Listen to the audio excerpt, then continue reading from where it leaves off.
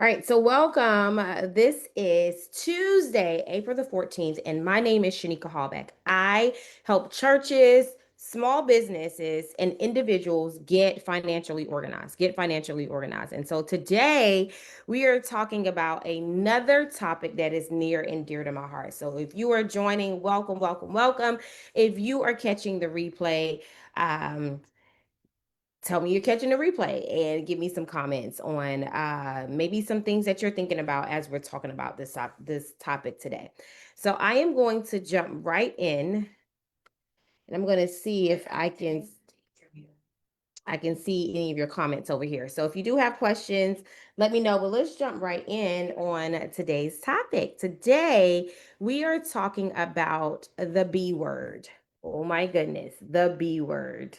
Let me see if I can't get this. All right.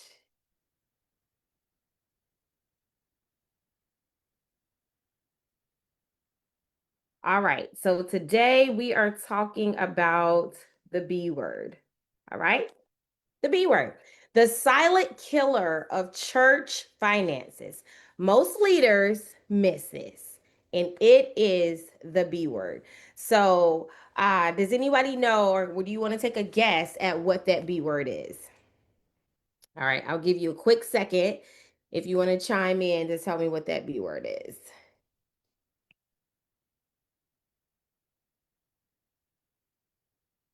All right.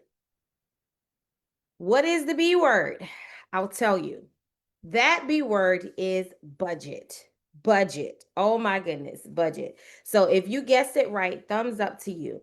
When we are talking about the silent killer, what is the silent killer? We cannot talk about anything out. Well, we can talk about other things, but this is one of the major silent killers, the budget.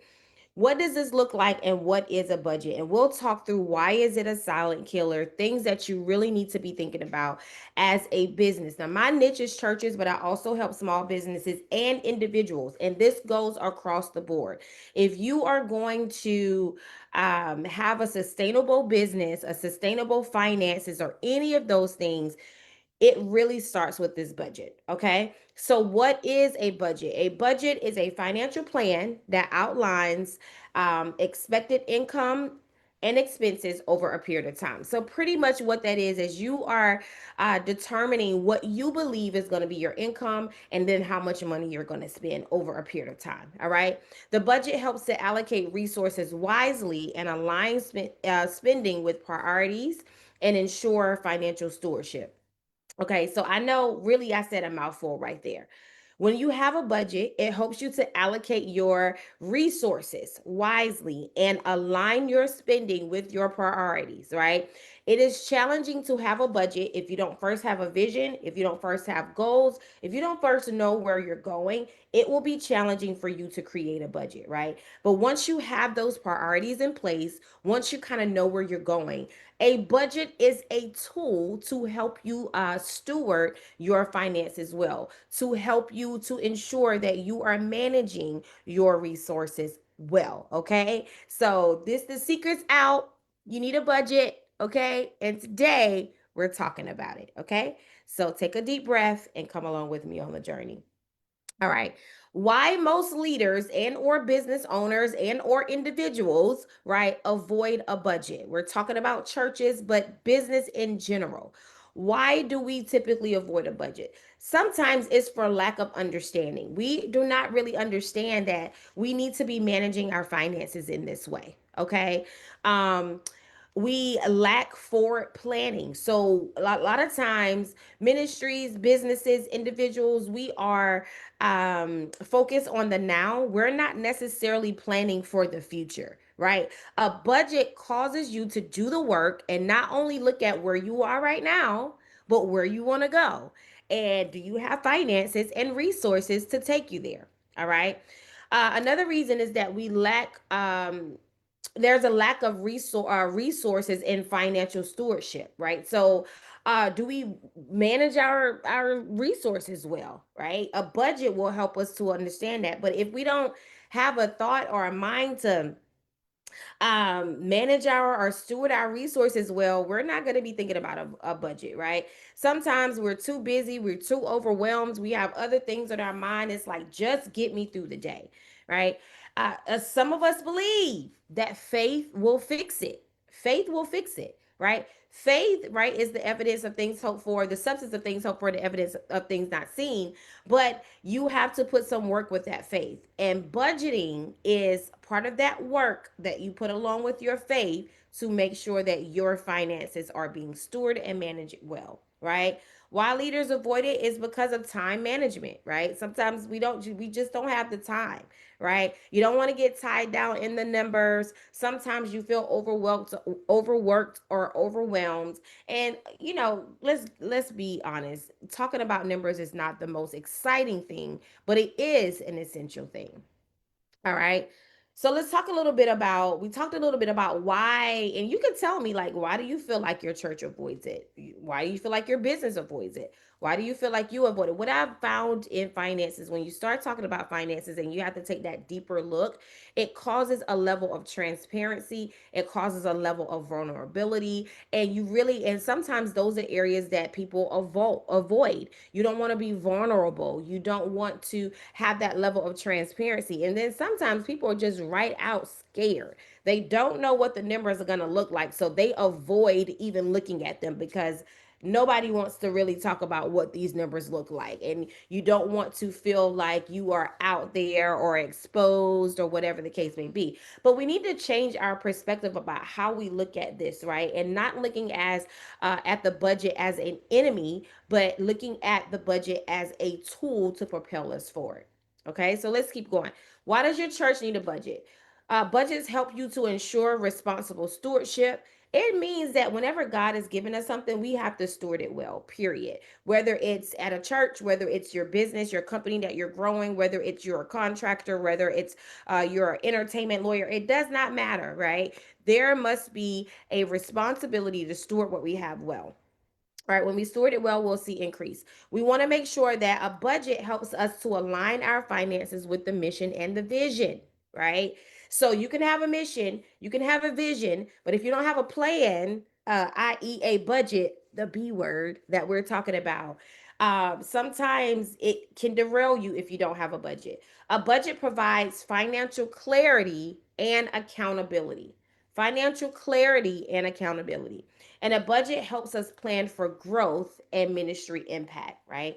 Business impact, if you don't necessarily have everything that I look at as a ministry, but wherever you find yourself, a budget will help you plan for growth and ministry impact. Okay. We all want to make an impact, we all want to grow.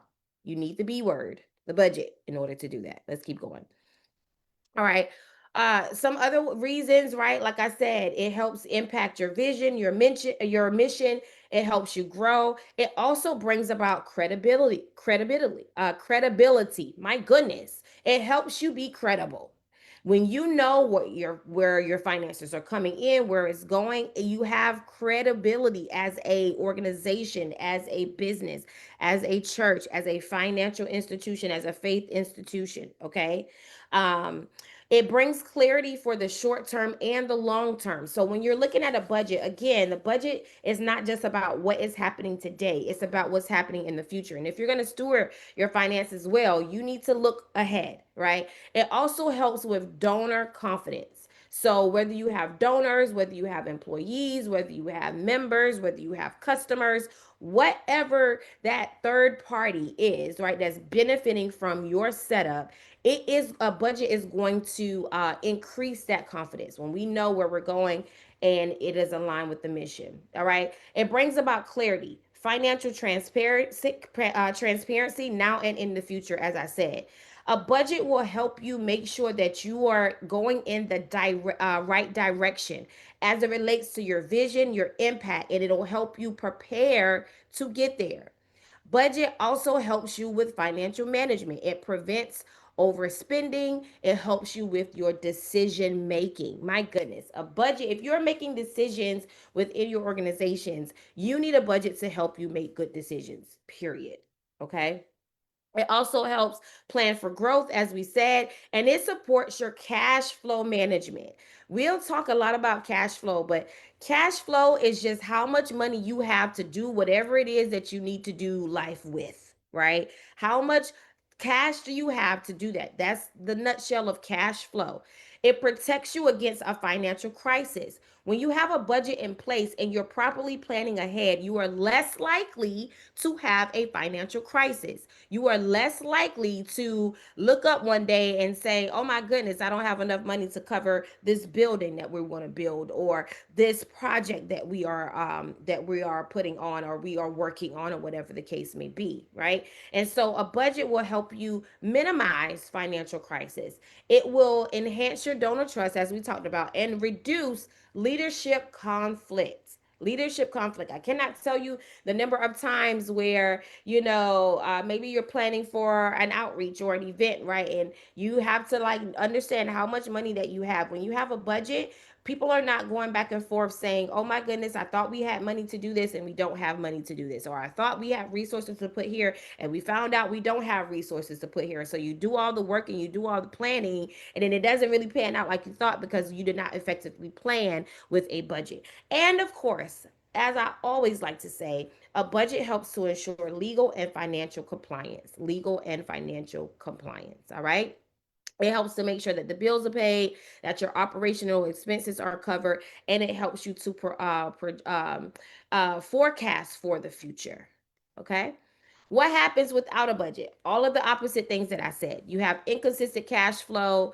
You really don't know how much money you have for things that you're planning for. It does not help with the sustainability of your programs, your efforts, the impact that you want to make. And it also causes loss of trust for your members and your donors, because if somebody is needing money for something and they come to your finance team and your finance department and they ask for a check and there's no money there, right? People are going to look at you internally, your team, your members, or your donors, customers outside, as if, what's going on with your company? What's going on with your church? Are you able to sustain? Are you financially able to keep your operations up? This is absolutely important. A lot of times we look at the front end of how things are going, but this silent killer in the background, if it is not managed well, you will wake up one day, God forbid, and find that, oh my goodness, we are in a financial crisis. All right, missed opportunities for outreach and growth. Whenever you do not budget well, when there are other opportunities, things that you did not necessarily plan for, but good opportunities that you can take. Sometimes, if you have not budgeted your finances well, it can be a challenge to take that opportunity. You want to make sure that you leave enough wiggle room within your finances in order to plan for things that you did not expect. And planning for things that you did not expect is not always a bad thing. It's not always planning for the crisis. No, plan for the good things. Plan for the promise is what I heard, right? Plan for what comes next. You want to make sure that you have the opportunity to do that. All right. What happens without a budget? You overspend. You overspend. You overspend. My goodness, let us not overspend in this season, okay? Lack of direction and financial confusion. So when you don't have a budget, you don't really know, do you have, again, enough to fund this project? Are you going to have enough to keep your lights on? Are you going to have enough to do X, Y, and Z? Right? All of the things that we talked about a budget helps for. If you don't have one, it's the opposite. You lack direction, and it can throw you into financial confusion. You have difficulty funding ministry initiatives, and you have increased risk of debt. When you do not manage your finances well, what happens when you find out that you may not have enough money to do XYZ, or for the time period that you want to do it, right? It increase your risk. You want to, then you think about taking out loans and all of this stuff. You want to keep your debt ratio down as a church, as an organization. All right. Leadership tension, financial chaos, vision and impact, burnout is also a thing. Legal and compliance risk, and poor stewardship. All the things that we talked about, right? When you're not budgeting well, most likely there are some other legal and compliant risk things that you're probably not thinking about that's happening in the background. That's what we call the silent killers. It may not happen immediately, but it usually happens over time, and the impact slips up on you quickly. All right. That's why we say this is a silent killer. And everybody, and that word killer is a little strong, but it is a silent thing in the background component of your business that if you do not pay attention to it, it could slip up on you and really, really surprise you to a degree. All right. So I want to talk a little bit more about, oh, I want to talk a little bit about how do you create and manage, creating and managing your budget, right? So a budget will not help you if it is not managed well and reviewed regularly. So it does not matter if you have a budget in place. If it is not managed well, if it's not reviewed regularly, then it's not going to help you. And so that's one of the things that I see a lot of churches do. You set up a budget, but then you don't review that budget. You don't manage that budget. You don't make adjustments. You don't really manage it well. And so you want to make sure that even if you have one, that you are managing it well. All right. So, how do you create a budget? You want to start with the vision, not just numbers, right? So, you want to think about where are you going? What resources do you need financially, physically, whatever it is for where you are going. So, you know, you just don't want to look at the numbers. You want to make sure you understand your vision, and then the numbers should support the vision, right? You want to use historical data and financial trends, right? When you are setting a budget, you just can't pull numbers out of anywhere, right? You want to look at what you did previously. You want to look at the previous financial trends. If you spent, I don't know, $10,000 on electricity in 2024, well, that probably tells you in 2025, 2026, you may spend $10,000 or more because expenses increase over time. I just use it as an example. If you spent $1 million in outreaches in 2023, and then in 2024, you spent 1.5, and then in 2025, you spent almost 2 million. Well, then you see the trend. You're probably going to increase that spending over time. And so you want to use previous trends in order to help you to determine what you need to budget for now and what you need to budget for in the future. You want to categorize your transactions clearly. So in accounting, if you want to go back 2 weeks where I talked about making sure you have the right financial accounting team. Okay. So if you're not sure what categorizing clearly means, you may want to look at, do you have the right financial team? Right. And if you don't, I'm here. I can help you with that. Okay. Um, but you want to keep a clean track of how much money you're bringing in, tithes, offerings, or if you are a small business, right? Revenue, how are you bringing that money in? How much are you bringing in? You want to keep a clear record of your expenses. What are you spending? Keep your receipts. Know what money is going out of the door, right? And from there, you want to anticipate your cash flow and any operational or project spend that you feel like you will do within the next 12 months or so. All right.